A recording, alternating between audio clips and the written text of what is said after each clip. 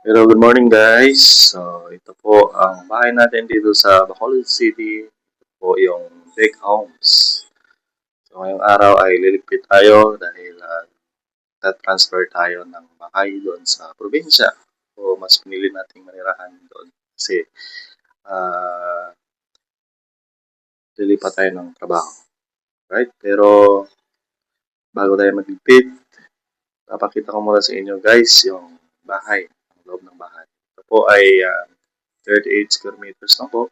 Sukat. Tingnan po natin.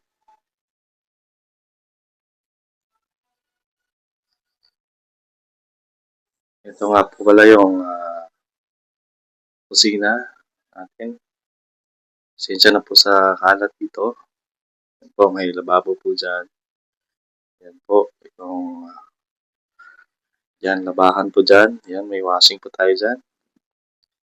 Yun. Ito po, yung ilaw. Minimalist lang po yung design dito sa bahay. Yan, nakatiles po yan. Tsaka tingnan natin yung CR dito.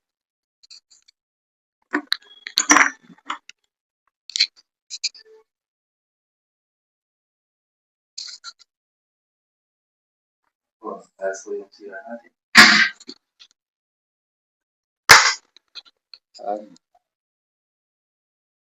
Napakasimple lang po ng CR.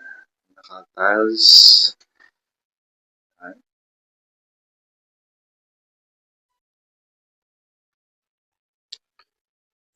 Punta tayo sa taas.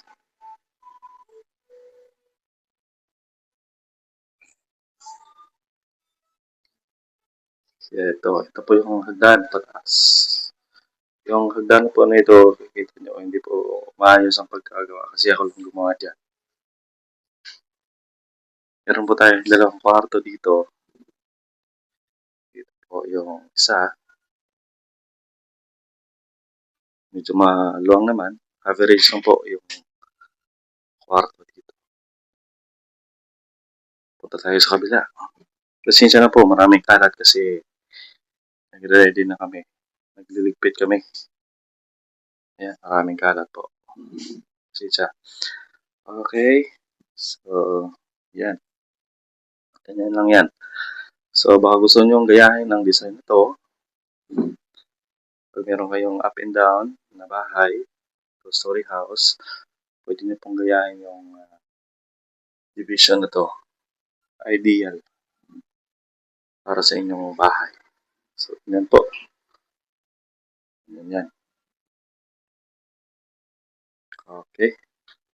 Yan lang po. Maraming salamat.